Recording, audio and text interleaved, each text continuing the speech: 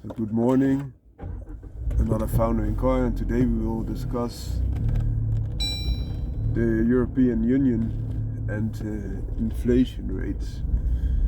The entire EU zone has an inflation rate of 7.5% for 2021, they say. So this appears to be higher than the inflation rate that they told us. But the Netherlands is over 11%, they state. So 11%, 12%, or whatever kind of percentage you want to appoint to it, that's quite high. And Netherlands is maybe even the highest in the complete European Union zone in this inflation rate thing. Belgium has an inflation rate of about 9.5%, also very high, but they do things a little bit different. And why is that? They have different tactics to, for example, cope with the high energy prices. So, for example, gasoline is now a little bit less expensive than it was before because they removed a little bit of additional tax, but that only throws it back to the beginning of March, and we are now sitting in April. So this is just a tiny solution. Whereas if you compare this to Belgium, they are now so if the Netherlands is at €2.30 a litre, something like that at the moment, Belgium is at €1.79 per litre. So that gives you an indication what it gives the impact of the economy. So Belgium indeed has made arrangements to make it less expensive for the people to still use this energy source for work, travel, etc. Whereas the Netherlands has not. It has done something. I'm not saying that they have not done anything, but it is too little. And there's another thing. Normally this high inflation rate is countered by higher interest rates. So what does that mean? If there's a higher inflation rate, people are getting also more because there's more demand for money, more return on the money as well. So if you had, for example, savings, and their savings and pension funds would then increase in value of at least 11%, something like that. In the Netherlands, you can cope with that. So you have one mechanism of inflation, and you have something that's not gaining value but keeping the same pace because you can counter it. And in the past in the Netherlands we had this. I think this was around the 90s, late 80s. There was such an arrangement. The interest rates became higher. And why is this phenomenon now not occurring anymore? It is because if in the EU zone they would do this, this could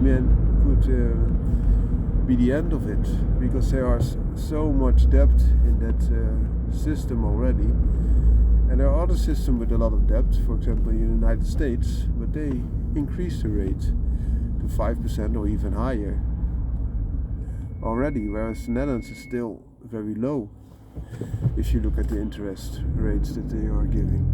So what does this conclude to?